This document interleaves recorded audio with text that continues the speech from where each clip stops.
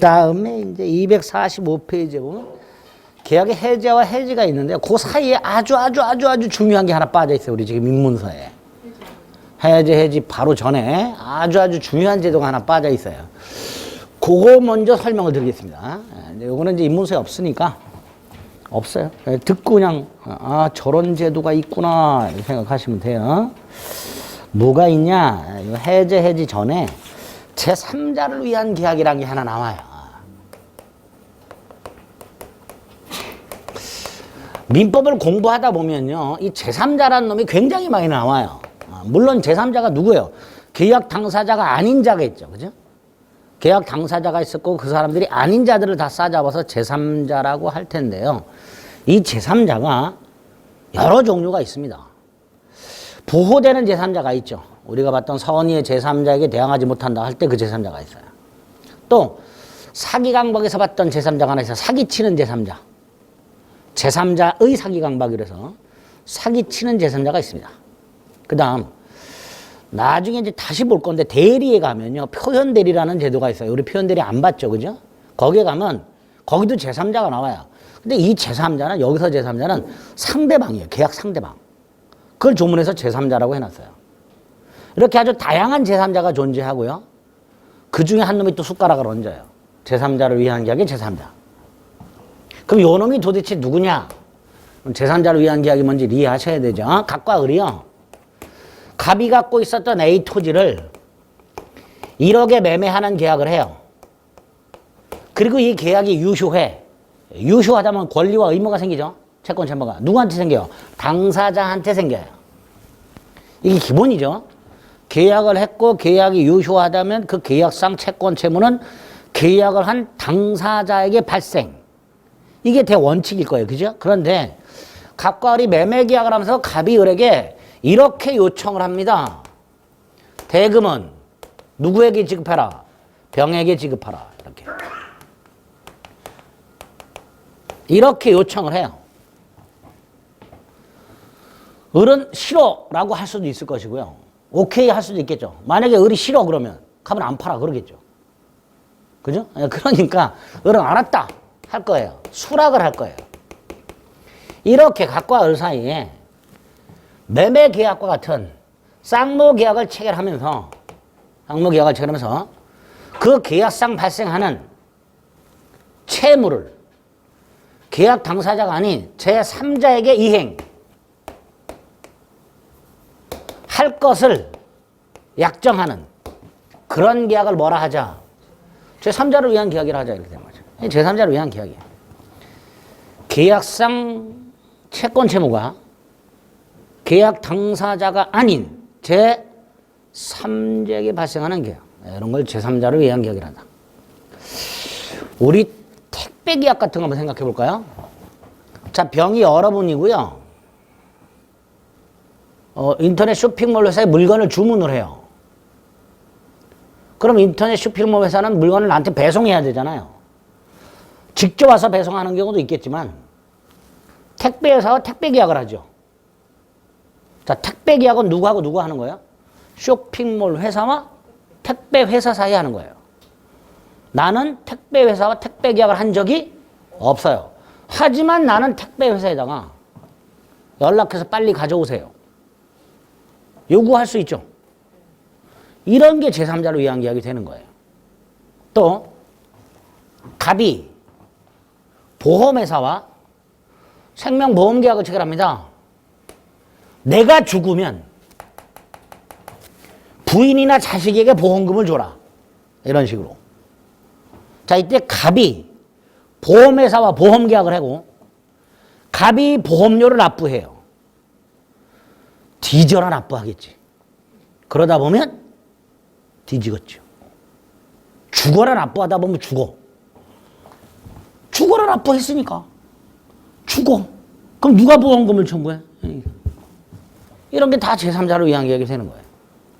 다만 택배 계약이나 보험계약자 갑의 사망을 보험사고라나 생명보험계약처럼 아예 처음부터 제3자를 위한 계약으로 탄생된 계약들도 있지만 지금 예를 들은 거 이거 매매계약. 매매계약은 원래 제3자를 위한 계약이 아니죠. 당사자 간의 계약이잖아. 근데 이런 계약을 하면서도 이렇게 제3자에게 이행할 것을 얼마든지 약정할 수 있게 됩니다. 그러니까 이런 제3자를 위한 계약은 어떤 특징이 있을까? 분쟁이 생기면 어떻게 해결할까? 그걸 미리 민법에서 규정을 두게 됩니다. 그걸 제3자를 위한 계약이라 합니다. 별로 어렵지 않죠? 뜻은. 자, 여기서 이제 당사자를 부르는 명칭. 병에게 대금을 지급하라. 그 요청하는 사람을 요약자. 수락하는 사람을 낙약자. 이렇게 부르고요. 그 다음 제3자를 위한 계약에서 채무자 그러면 낙약자입니다. 여기서도 제3자를 위한 계약에서 채무자라고 나오면 누굴 말한다고요? 낙약자. 왜? 낙약자가 제3자에게 채무를 이행해야 되죠. 그죠? 그러니까 낙약자가 채무자가 되는 거예요. 그 다음에 이 제3자는 뭐라고 부르는가? 수익자. 이렇게 부릅니다. 이렇게. 그리고 이 요약자와 낙약자 사이의 관계. 요 둘 사이의 관계가 뭐예요? 매매 계약을 했죠. 요거를 기본관계 또는 보상관계 이렇게 불러요. 요약자와 낙약자 사이를 뭐라고 부른다고요? 기본관계 또는 보상관계 이렇게 불러요. 그러니까 요 제3자를 위한 계약이 기본관계, 보상관계 이렇게 되는 거예요. 반면에 요약자와 수익자 사이의 관계를 대가관계 이렇게 부릅니다. 대가관계. 이렇게 당사자를 부르는 명칭과 그 관계를 뭐라고 이름을 붙였는가? 요거 일단 머릿속에 생각을 하고요. 그 다음 이런 경우 한번 생각해 볼까요? 갑이 을에게 땅을 넘겨주면 을은 병에게 대금을 지급하겠죠. 그죠? 근데 만약에 갑이 땅을 안 넘겨주면 을은 대금을 지급 안 하겠죠. 다시 말해서 기본관계에 뭔가 문제가 생겼어. 여기에 뭔가 문제가 생겼어. 그럼 당연히 을은 병에게 나 돈 못 줘 라고 거절할 수 있겠죠. 그런데 이거 이 둘 사이 자, 을이 병에게 대금을 지급하기로 했는데 나중에 병이 을한테 와서 대금을 달라고 했을 때 을이 갑자기 너와 갑이 무슨 관계냐 도대체. 너하고 갑이 무슨 관계길래 갑은 너한테 돈을 주라고 하냐. 그게 밝혀질 때까지 나는 돈을 못 주겠다. 이렇게 할 수 있을까요? 없을까요? 을이 병한테 갑과 너 사이의 관계를 밝혀라. 그게 밝혀져야 나는 너한테 돈을 주겠다. 궁금해서 미치겠다. 너하고 갑의 관계가 뭐냐. 이렇게 만약에 얘기를 한다면 병은 뭐라 그럴까요? 그걸 네가 왜 궁금한데? 그죠? 잘 생각해 보면요. 을은 목적이 하나예요. 뭐죠? 저거 소유권 넘겨받는 거. 그렇잖아요. 이거 넘겨받는 게 목적이지 갑병 관계가 무슨 관계인지 밝히는 건 목적이 아니게 되는 거예요. 그러니까 설령 갑병 관계가 어떤 관계인지와는 상관없이 을은 병에게 대금을 지급해야 되는 거죠. 갑이 을에게 소유권을 옮겨주게 되면 을은 병에게 대금을 지급해야 돼요. 즉 갑병사의 관계는 제3자를 위한 계약에 아무런 영향을 미치지 않습니다. 그래서 결론, 기본관계에 문제가 생겼을 때는 거절할 수 있다.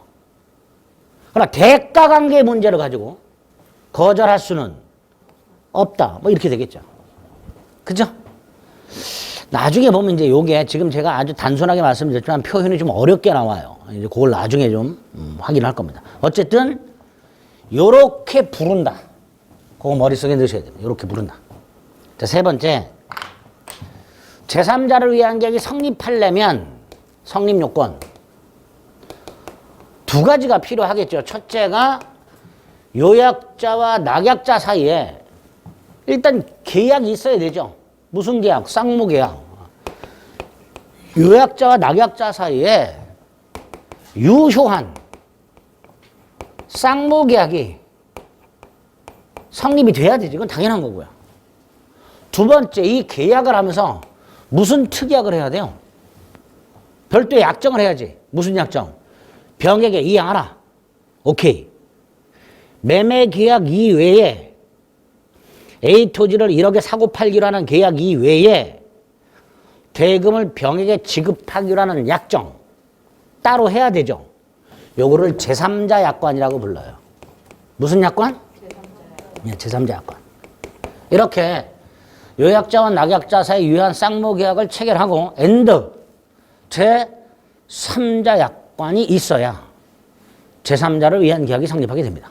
그 다음 자 이렇게 제3자를 위한 계약이 성립했어요. 이때 막바로 병에게 권리가 생기는가를 생각해 봐야 돼요. 갑과 을 사이에 병에게 대금을 지급하기로 하는 계약을 했을 때 바로 병에게 권리가 생기는가? 병의 의사를 개무시하고 그렇지는 않겠죠. 잘 생각해 보세요. 예를 들어서 병이 갑에게 1억 채권이 있어요. 빌려준 게 있었어. 이게 대가관계죠. 근데 이 병이 갑에게 1억을 빌려줬다. 이거는 제3자를 위한 계약하고는 상관이 없다 그랬죠. 그죠? 그런데 이 상태에서 갑과 을이 계약을 하고 을이 대금을 병에게 지급하기로 약속을 했어. 갑이 병에게 연락을 하겠죠. 뭐라고? 네가 나한테 꿔준 돈 1억 을한테 받아. 이렇게 연락이 오겠죠. 자, 그럼 병은 얼싸좋다 충을 동실동실 줄까요? 기분이 좀 깨름직할까요? 깨름직하죠? 아닌가? 깨름직하죠. 병은 갑한테 꿔줬어. 갑한테 받아야 돼. 근데 갑이 느닷없이 을한테 받으래. 병은 을을 잘 몰라. 처음 보는 놈이야. 저놈이 재산 상태가 어떤지 알지도 못하고 느닷없이 갑이 연락이 와가지고 자기한테 꿔준 돈을 을한테 받으래. 기분이 좋을 리가 없지요. 그러니까 갑과 을 사이에 이렇게 제3자를 위한 계약을 아무리 체결했다 하더라도 그것만으로 병에게 바로 권리가 생기지는 않는단 말이죠. 그래서 네 번째 제3자 권리 발생 요건 요게 따로 나오게 됩니다. 제3자를 위한 계약이 아무리 체결됐다 하더라도 그것만으로 바로 제3자에게 권리가 생기는 건 아니고 따로 제3자에게 권리가 생기려면 어떤 요건이 필요할까를 민법이 규정해 놨어요. 그 요건이 뭐냐? 제3자가 채무자에게, 채무자가 누구죠?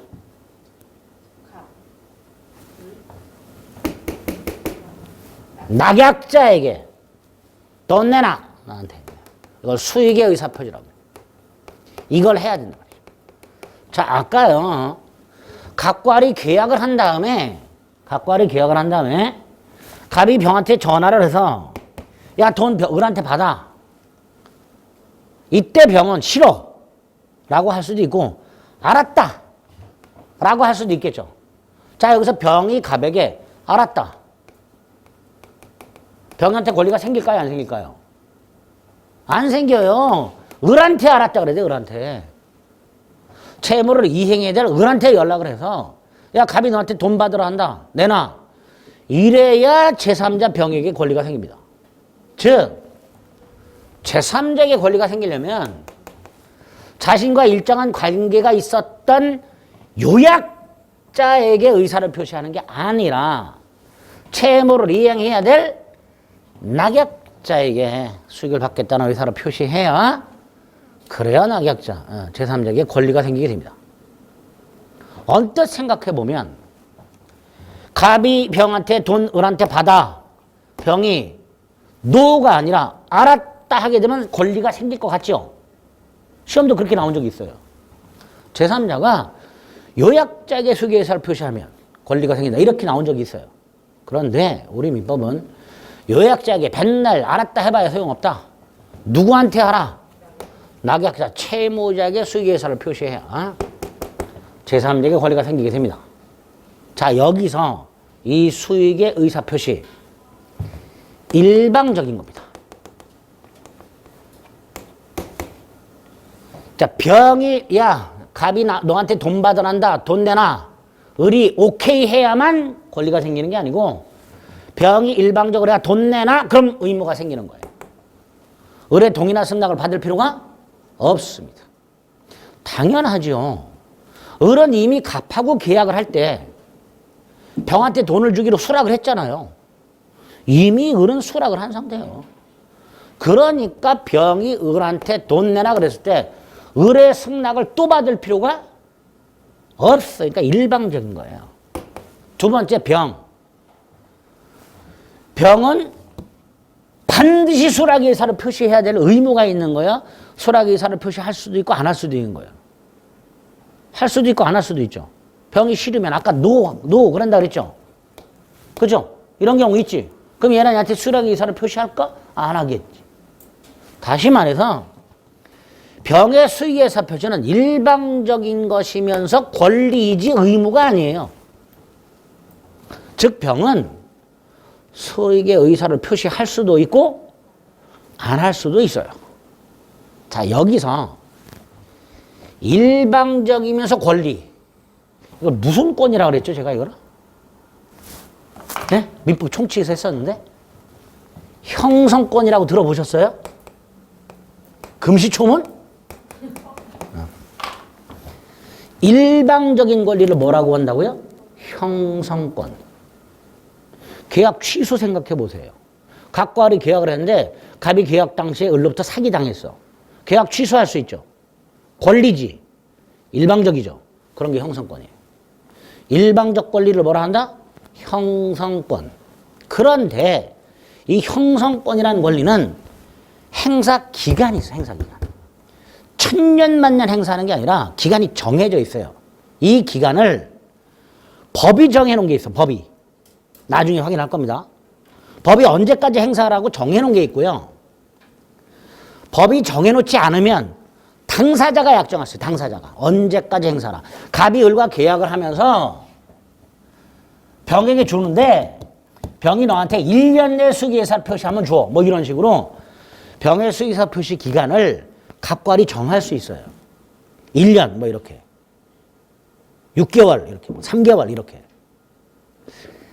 단 만약에 갑과 을이 병을 위한 계약을 하면서 병의 수익의사 표시를 언제까지 행사할 것인가, 이 행사 기간을 약정하지 않으면 법에도 규정이 없고 언제까지 행사하라 라는 규정이 법에 없고 당사자가 뭐 3개월 내 행사하기로 6개월에 행사하기로 기간도 정하지 않으면 기본이 10년이에요. 형성권 행사 기간은 몇 년이라고요? 10년. 그럼 이런 사태가 생기죠. 갑과 을이 병을 위한 계약을 하면서 병의 수익예사 표시를 언제까지 할지를 정하지 않으면 몇 년이에요? 10년이에요. 그러니까 병은 9년 11개월쯤 됐을 때 을한테 돈 내라 그러면 을은 돈을 줘야 되는 거예요. 더욱이 이런 문제도 생기죠. 병이 수익예사 표시를 해야 권리가 생기죠. 그 말은 병이 수익예사 표시를 해야 을은 병에게 대금을 지급할 의무가 생기는 거예요. 병이 수익예사 표시도 안 했는데 을이 병에게 대금을 지급할 수는 없습니다. 그러면 병이 수익예사 표시를 하지 않고 있다. 그럼 을은 대금을 지급할 수가 없다. 그 결과 을은 갑으로부터 소유권을 넘겨받을 수가 없다. 이런 결론에 도달하게 됩니다. 최악의 경우 몇 년? 10년간. 그쵸? 그러니까 당연히 이런 걸 해결하는 규정을 만들어 놔야 되겠죠. 그래서 우리 민법은 여기저기 요거하고 비슷한 구조의 조문들을 둔 게 있어요.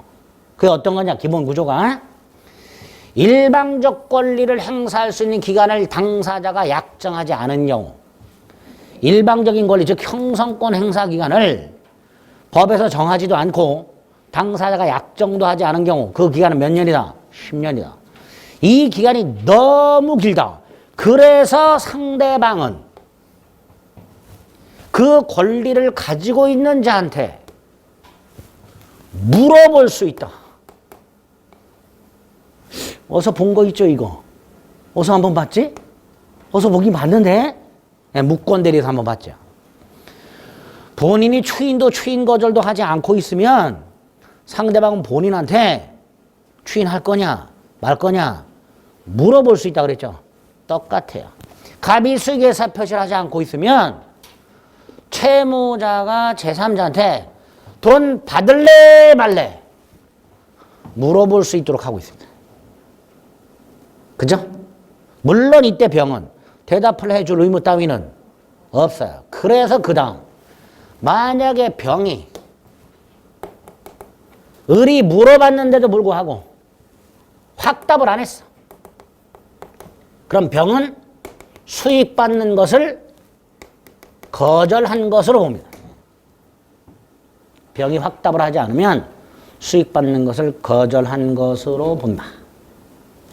일단 여기까지. 그래서 제3자를 위한 계약이 어떤 건지, 당사자 및 관계를 부르는 이름, 뭐라고 부르는지, 그 다음에 성립요건 2개, 및 제3자 권리 발생 요건이 어떤 게 있는가. 이런 것들을 딱 기본적으로 숙지를 해 두시기 바랍니다. 그리고 나서 나중에 제3자를 위한 계약의 효력. 여기 조금 어려워요. 그걸 봐요. 이런 제3자를 위한 계약이라는 제도도 있다. 됐죠? 그 다음에 5번째가 계약의 해지죠. 이것도 무지하게 나옵니다. 제3자를 위한 계약도. 오늘 보는 것들 동시 이행 해명권, 계약 체결상의 과시 책임, 동시 이행 해명권, 위헌 부담, 지금 제3자를 위한 계약, 해지. 보통 4문제 나옵니다. 오늘 거죠. 아주 중요한 파트죠. 그 중에서 동시 이행의 합의권과 제3자를 위한 계약과 해제는 반드시 한 문제씩 나옵니다. 반드시. 자, 그럼 해지는 뭐냐? 유효한 계약을 소멸시키는 거예요. 그것도 일방적으로. 해지는 당사자 사이에 유효한 계약을 체결해놨어요. 그 계약을 일방적으로 소멸시키는 걸 해제 또는 해지라고 합니다. 자, 여기서 해제는요, 소급해서 소멸시켜요. 소급해서 소멸시킨다는 게 무슨 뜻이에요? 처음부터 계약을 체결하지 않았던 상태로 되돌리는 거예요. 처음부터. 계약을 한 적이 없었던 상태로 되돌리는 게 해제예요. 반면에 해지는 장래를 향하여 소멸시켜요. 즉 해지는요, 계약을 하고 어느 정도 이행이 된 상태에서 이행을 한 건 그대로 둔 채 앞으로 이행을 안 하는 거. 이게 해지가 됩니다. 해제는 소급소멸, 해지는 장래소멸. 그럼 여러분이 지금 학원과 언제부터 언제까지 다니겠다고 계약을 하셨을 텐데 중간에 이정환이 꼴배기 싫어서 그만둬. 해제예요? 해지예요? 해지죠. 해지죠. 지금까지 다닌 건 어쩔 수 없고 앞으로 꼴배기 싫어. 해지가 되는 거예요. 이런 거 정확하게 쓰셔야 돼요. 용어를. 어쨌든 해지 2가지가 있는데 계약을 소멸시키는 장치가 그 중에 이게 핵심입니다. 왜냐하면 요거는요 모든 계약에 적용이 될 수 있어요. 모든 계약에. 해제는 모든 계약에 공통적으로 적용이 될 수가 있어요. 반면에 이 해지는요 계속적 계약에만 적용돼요. 계속적 계약이 뭐였죠? 계약 기간이 정해져 있는 거. 언제부터 언제까지 이행하겠다. 지금 여러분이 한 해관 계약 같은 것들, 임대차 계약 같은 것들, 제주도에서 자동차 렌트하는 것들, 통신사와 약정한 거 2년 약정, 이런 것들이 다 뭐예요? 계속적 계약이에요. 언제부터 언제까지 이행을 하겠다. 계속적이고 반복적으로 이런 걸 계속적 계약이라고 해요. 그 계속적 계약만 해지가 되는 거예요. 이건 모든 계약에 적용되는 거고, 이건 계속적 계약에만 적용되고. 그러니까 이게 당연히 중요하겠죠. 공통적으로 적용되는 것들이. 그죠? 자, 그러면 해제의 뜻이 뭐냐 도대체? 자, 각과리 계약을 했어요. A 토지 매매 계약. 1억. 1월 10일. 자, 이행은 30일 날 하기로 했어요. 계약이 지금 유효한 상태야. 계약이 유효하다면 갑의 채무 생기죠.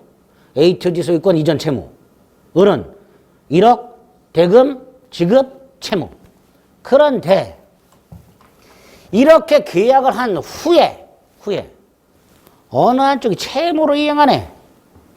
예를 들어 을이 1월 30일이 됐는데도 불구하고, 그래서 갑이 을에게 소유권을 넘겨주는데도 불구하고, 대금을 청구하는데도 불구하고 을이 부당하게 대금을 지급하지 않고 있어. 이게 아까 지체라 그랬죠. 그죠? 이행지체라고 불러요.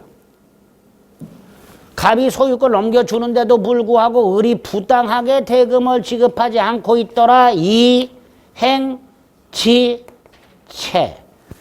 넓게 말하면 채무 불이행이라고 부르는 것들이에요. 이렇게 계약이 체결이 됐고 유효한데 그 계약을 체결하고 난 이후에 어느 일방의 이행지체와 같은 사유가 생겼을 때 그 계약을 일방적으로 소급해서 소멸시키는 의사표시를 해제라고 하게 됩니다. 갑은 언제까지 기다릴 수가 없지요. 그러니까 기다리다가 기어이 을이 대금을 지급하지 않으면 갑은 을한테 연락을 할 거예요. 없었던 걸로 하자. 그죠? 그게 해제가 되는 거예요. 그래서 해제는 개념 요소가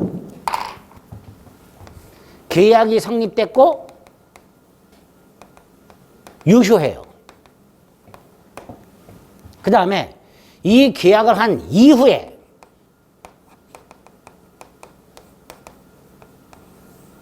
일정한 사유가 생겨요.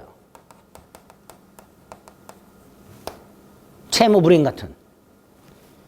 이거를 근거로 계약을 소급해서 소멸시키는 일방적인 의사표시. 일방적이라는 건 상대방 동의 승낙을 받을 필요가 있다 없다? 없다. 이거를 계약 해제라고 부르는 겁니다. 자, 계약 해제는 요 개념 요소를 좀 정확하게 숙지를 해 두셔야 되는데, 이유는 계약 해제하고 구별을 해야 될 것들이 있어요. 비슷한데 다른 것들이 있어요. 다른 것들이. 첫째가 철회라는 거하고 구별해야 돼요. 이게 아마 현실적으로 해제하고 가장 많이 섞어 쓰는 단어일 거예요. 보통 여기 잠깐 보세요. 갑과 을이 계약을 했는데 을이 대금을 지급하지 않을 때 갑은 을한테 계약을 철회하겠다. 이런 말 많이 하죠. 그런 말 앞으로 쓰면 안 됩니다. 계약을 해제한다고 해야지 철회한다는 말 함부로 쓰면 안 됩니다. 원래 철회는요,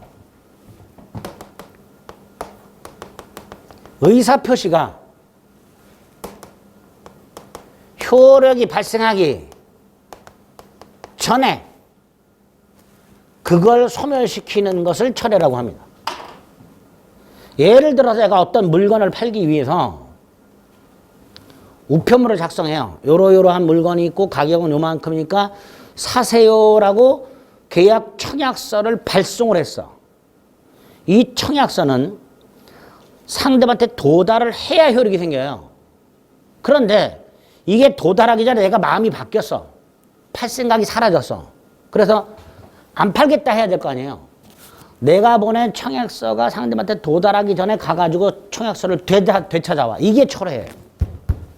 의사표시라는 게 효력이 생기기 전에 그 의사표시를 소멸시키는 것. 이걸 뭐란다? 철회라고 합니다. 철회. 그러니까 청약과 승낙의 의사표시의 효력이 생겼고 그게 합쳐여 계약까지 성립됐고 계약 자체가 유효한 상태에서 소멸시키는 해제하고는 분명히 구별해야 됩니다. 자, 물론 이 철회가 다른 의미도 있는 게 있어요.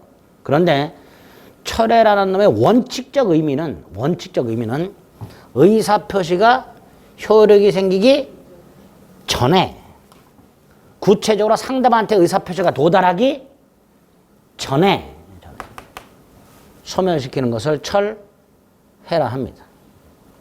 두 번째, 우리 취소 들어봤죠? 계약 해제와 계약 취소가 어떻게 다를까요? 계약 해제와 계약 취소. 같은 것 같죠? 달라요? 어떻게 다를까요? 자, 취소는 제가 이렇게 말씀드렸죠? 취소하려면 행위 당시 제한 능력, 착오, 사기 강박. 그게 취소라 그랬어요. 행위, 즉 계약 당시.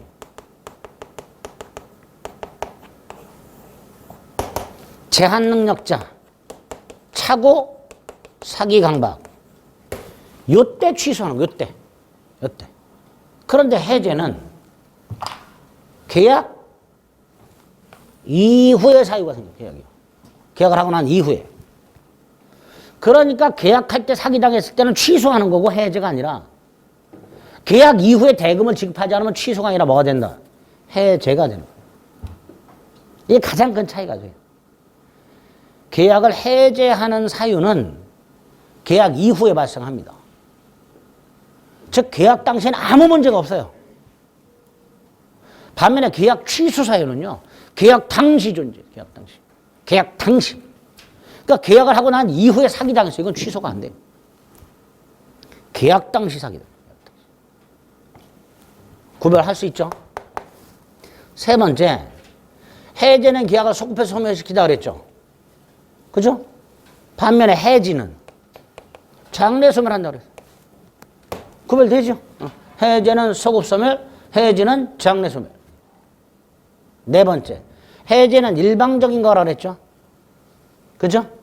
그런데 이렇게 일방적으로 계약을 해제하려면 상대방이 납득할 만한 사유가 있어야 된다 그랬죠. 을이 이행을 안 해. 갑이 계약을 해제해. 을은 납득하겠죠. 지가 이행을 안 했으니까. 그런데 을이 이행 지체가 아닌데 갑이 만약에 꿈자리가 사납다고 계약을 일방적으로 해제해버려. 그럴 수는 없죠. 그러니까 계약을 해제하려면 합당한 이유가 있어야 돼요. 그런데 좀 전에 말씀드린 대로 갑이 꿈자리가 너무 사나워. 매일 꿈을 꿔. 이행하면 죽는 꿈을. 그래서 안 되겠다. 일방적으로 해제는 못하죠. 그래서 갑이 을한테 찾아가가지고 야, 우리 지난번에 했던 계약을 해제하면 안 되겠니? 라고 청약을 해. 요청을 해요. 계약 좀 해제하자. 을이 물어봐. 왜? 꿈자리가 너무 사나워. 계약을 매일 꿈을 꿔. 이행하는 날 너하고 나하고 같이 죽는 꿈을 매일 꿔. 그랬더니 을은 뭔 개소리야 그럴 수도 있죠. 그런데 을이 갑자기 너도 꿨니? 나도 꿨다. 나도 고민했다. 잘 됐다 야. 오케이. 기존의 계약을, 기존의 각과 회사의 계약을 해제하자라고 합의 할 수 있을까 없을까? 당연히 있죠.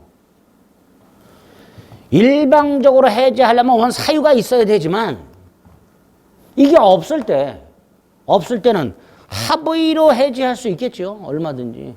기존의 계약을 해제합시다. 그럽시다. 당사자가 일치하여 계약을 해제할 수도 있겠지. 합의 해제 이렇게 하면 되죠. 이거를 해제 계약이라고 부릅니다. 해제 계약. 즉 기존의 계약을 일방적으로 소멸시키는 게 아니라 당사자의 합의로 소멸시키는 것. 이걸 합의 해제 또는 해제 계약 이렇게 부르게 됩니다. 분명히 다르죠.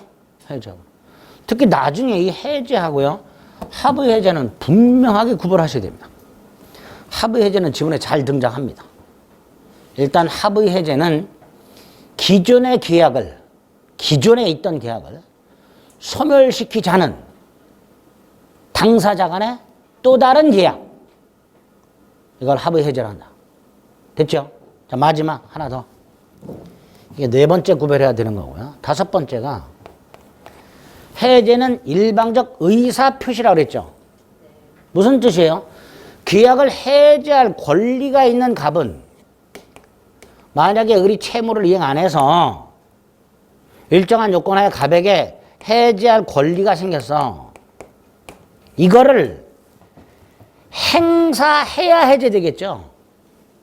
갑이 을한테 계약을 해제하겠다라고 의사를 표시해야 해제가 돼요. 아무리 갑이 계약을 해제할 권리가 있다 하더라도 계약을 해제하지 않고 을한테 계속해서 대금을 청구할 수도 있어요. 그래서 계약이 해제가 되려면 해제할 권리를 갖고 있는 자가 해제하겠다라고 의사를 표시해야 해제가 돼요. 그죠? 그런데 이렇게 해제하겠다고 의사를 표시할 필요 없이 해제하겠다는 말을 할 필요 없이 자동으로 해제되는 거예요. 자동 해제. 계약이.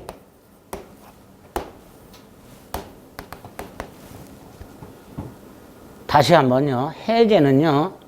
해제권을 가지고 있는 사람이 계약을 해제하겠다라고 말을 해야 해제되는 거예요. 생각만 하고 있으면 안 돼요. 그런데 요 놈은 해제하겠다라고 말을 할 필요 없이 자동으로 해제되는 경우가 있더라고요. 그런데 계약이 자동으로 해제가 되려면 법에서 요러요러한 경우에 자동 해제된다 라고 법이 규정을 하고 있거나 또는 당사자 사이에 미리 요러요러한 경우에는 자동으로 해제된다라고 약을 하거나 그래야만 자동 해제가 돼요. 여기서 당사자 사이에 요러요러한 경우 계약은 자동 해제된다 라는 특약을 한 경우 요거를 대법원이 실권약관 이렇게 불러요. 예를 들어서 각과리 매매 계약을 하면서 특약을 합니다. 1월 10일 날 계약을 했고요. 30일 날 잔금 치르고 소유권 넘겨주기로 했는데요. 20일 날 중도금 주기로 했어요. 그런데 20일 날 중도금 지급을 약정하면서 만약에 20일 날 중도금을 지급하지 않으면 계약은 자동 해제된다 라고 특약을 해놓은 경우 당사자가 그럼 당연히 1월 20일 날 을이 중도금을 지급하지 않으면 이 특약대로 계약은 자동 해제되겠죠. 그죠? 갑이 굳이 계약을 해제한다 라고 말할 필요가 없겠지. 이런 것들을 실권약관 이렇게 부릅니다. 그래서 계약 해제가 뭐냐 개념 요소를 명확하게 기억을 하시고 그 개념 요소에 따라서 구별해야 될 5개를 명확하게 구별해 주시면 감사. 안 되더라도 적어도 요거 하나는 기억해요. 적어도 요거하고는 구별해야 돼요. 취소하고 합의 해제 2가지하고는 좀 구별해달라. 됐죠? 떨뛰기 해제의 뜻이에요. 뜻부터가 아주 거지 같아. 자, 그 다음에 3번째. 다시 한번 말씀드리지만 계약을 일방적으로 해제하려면 상대방이 납득할 만한 사유가 있어야 된다 그랬죠. 이걸 해제 사유. 이렇게 부르면 되죠. 해제 사유.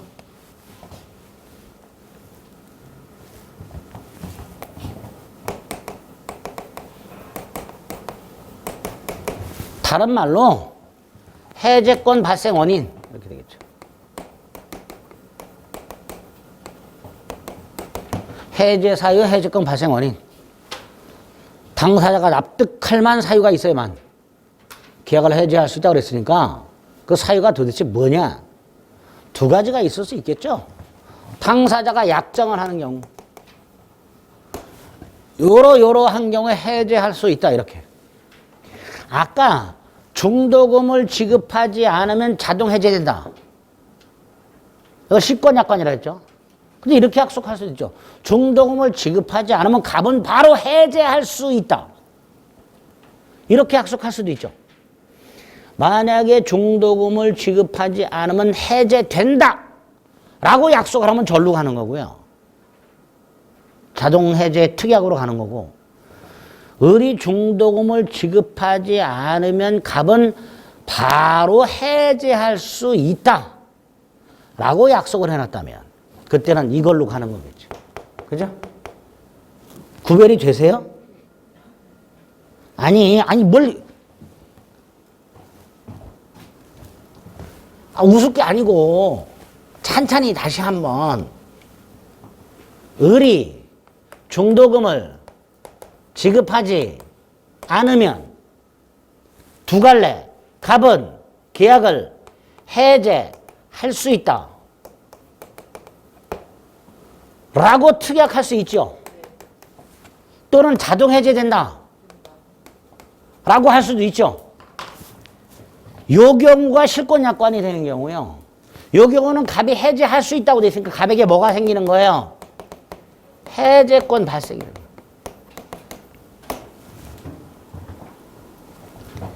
요거를 약정해제권 이렇게 보면 약정해제권. 당사자가 요러한 경우에 계약을 해제하자라고 약속을 한 경우, 이런 게 약정해제권이 되는 거예요. 몇 년 전에 아주 많았죠. 경상도 지역의 신공항 건설과 관련해서 밀양, 부산 몇 군데 붙었죠. 대구.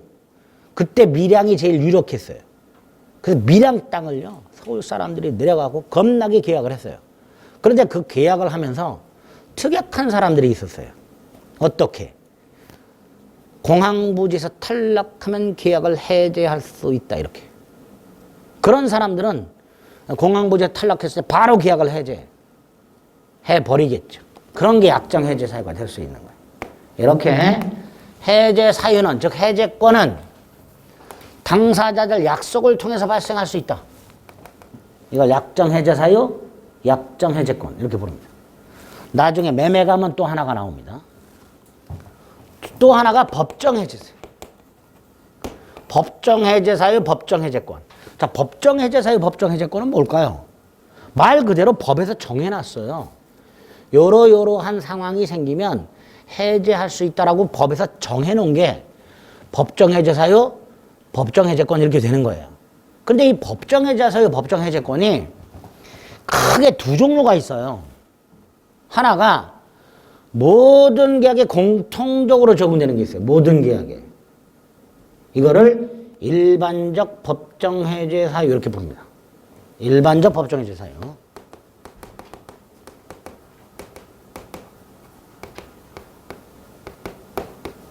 반면에 우리 계약 강론을 가면요, 민법상 계약이 15종류가 규정이 되어 있어요. 15종류가. 근데 그 개별 계약을 보다 보면 어떤 특별한 계약에는 따로 요러한 경우엔 요 계약을 해제할 수 있다 이렇게 규정을 해놓은 게 있어요. 따로 그 계약에만, 모든 계약이 아니라 어떤 특정한 계약에만 요러한 경우 이 계약은 해제할 수 있다라고 정해놓은 게 따로 있어요. 이런 걸 개별적 법정 해제 사유라고 합니다.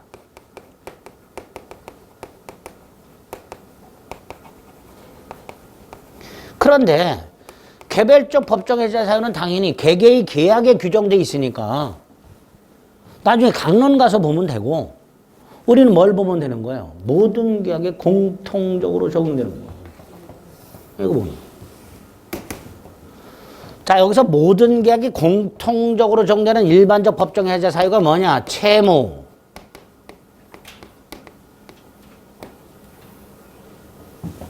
채무불이행. 이 채무불이행이라는 건 말 그대로 채무자가 이행을 안 하는 거예요. 근데 부당하게 안 한다는 게 들어가 있어요. 부당하게. 정당이 아니라 부당하게. 예를 들어 갑이 소유권을 넘겨주는데도 을이 대금을 안 주고 있는 경우. 을이 대금을 제공하는데도 갑이 소유권을 안 넘겨주고 있는 경우. 임대차 계약을 했고 임차인이 차임을 안 주고 있는 경우. 뭐 이렇게 부당하게 이행을 하지 않는다. 그걸 뭐라 한다? 채무 불이행. 어떤 계약이든 채무가 생기잖아요. 그 채무를 이행하지 않는 경우. 이게 일반적 법정 해제 사유가 됩니다. 자, 이 일반적 법정 해제 사유 중에 대표적인 게 두 가지가 있어요. 대표적인 게. 하나가 이행 지체라는 게 있고요. 또 하나가 이행 불능 이란 게 있습니다. 이행지체, 이행불능. 그리고 이 중에서 두 개가 우리 민법에 규정이 돼 있어요. 더 있는데 그건 나중에 하고. 일단 우리 민법에 규정되어 있는 일반적 법정에서 크게 두 개가 있다. 이행지체와 이행불능. 그 다음에 이 이행지체가 다시 보통의 이행지체와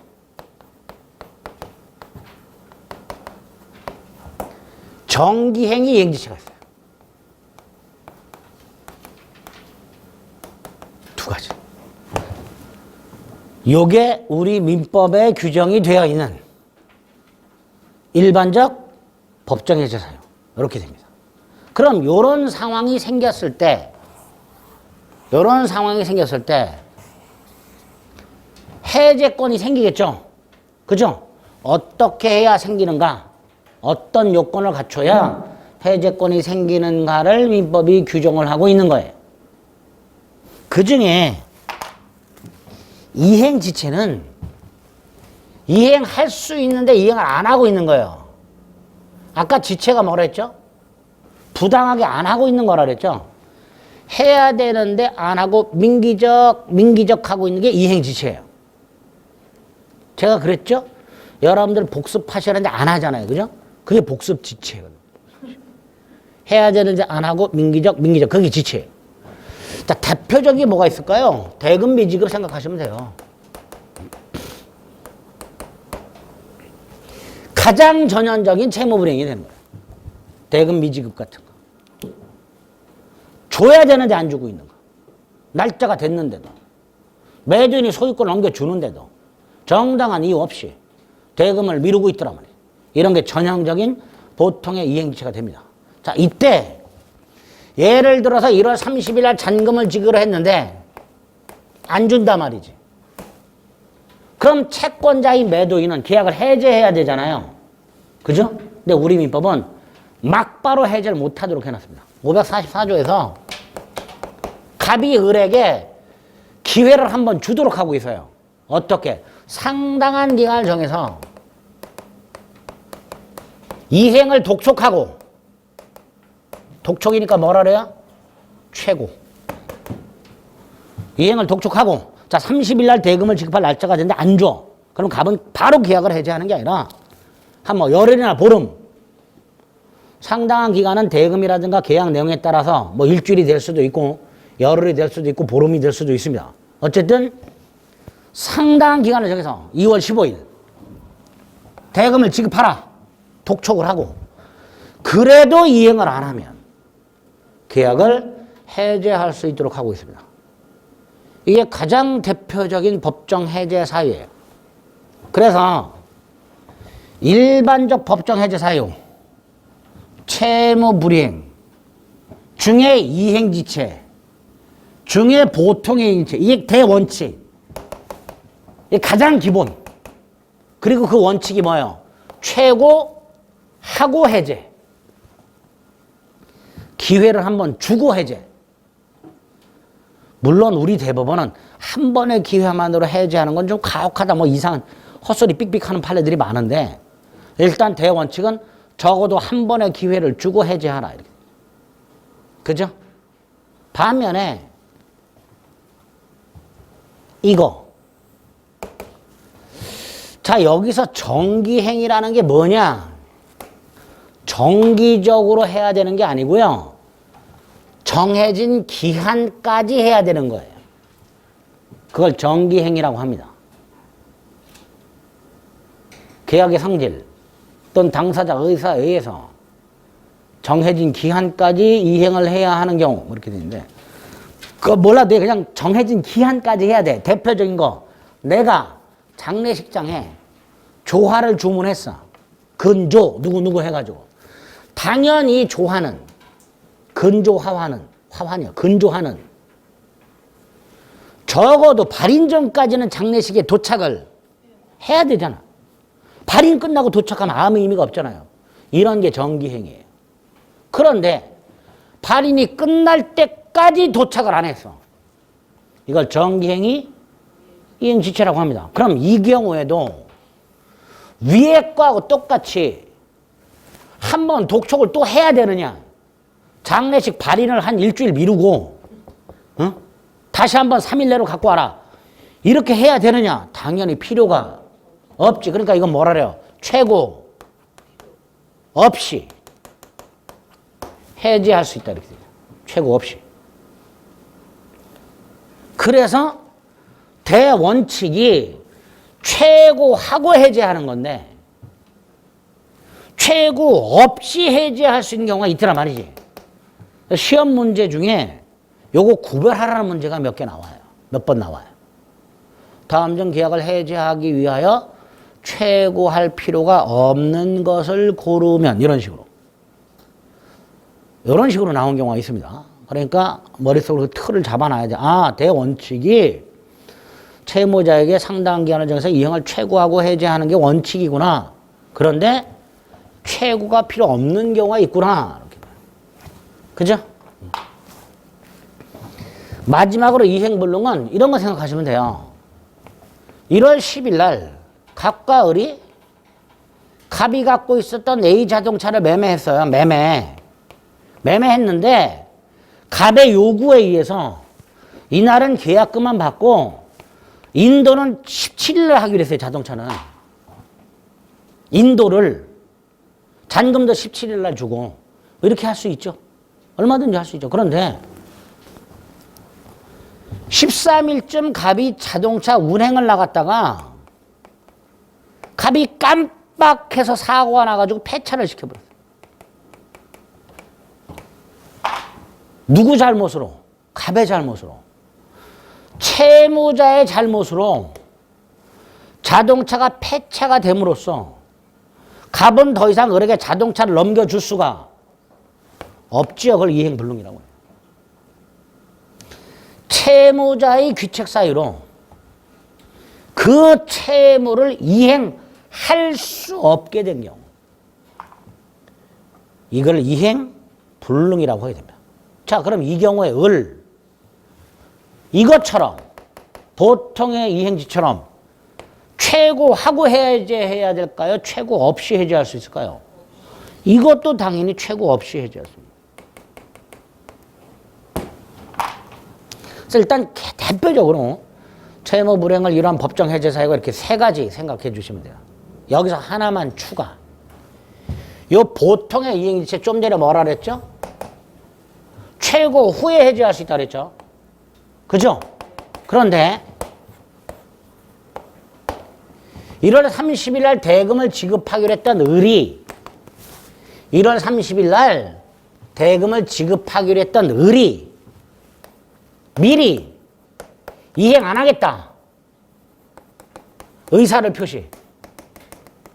왜 그랬는지 모르지만 30일 날 잔금을 지급해야 되는 을이 1월 25일쯤 갑에게 연락을 해서 나 돈 줄 생각 없다. 라고 이행을 거절하는 의사를 표시한 경우. 자, 이 경우에도 갑은 30일까지 기다렸다가 돈을 안 준 을에게 또다시 2월 15일까지 돈 내놓으라. 최고할 필요가 있을까요? 없을까요? 없지요. 미리 안 하겠다고 하는 놈을 부여잡고 1월 20일 날 돈 안 주겠다고 미리 얘기를 한 놈을 부여잡고 30일까지 기다렸다가 돈을 주는지 살펴보고 끝내 안 주면 다시 15일로 기간을 연장해서 다시 한번 돈 달라고 독촉하고 그래도 안 주면 그제 가서 해제. 번거롭죠. 왜? 이미 을은 이행하지 않겠다는 의사를 분명히 표시했단 말이에요. 그러니까 보통의 이행지체 중에서도 최고 해야 되는 게 원칙이지만 최고 필요 없는 경우가 있더란 말이에요. 그죠? 요게 법정 해제 사유가 돼요. 법정 해제 사유. 일단 해제의 뜻과 구별 개념 및 해제 사유 중 법정 해제 사유 중에 우리 민법이 무엇을 규정하고 있는가? 그것만 딱 틀을 잡으세요. 됐죠? 체크는 잠시 쉬었다가 하겠습니다.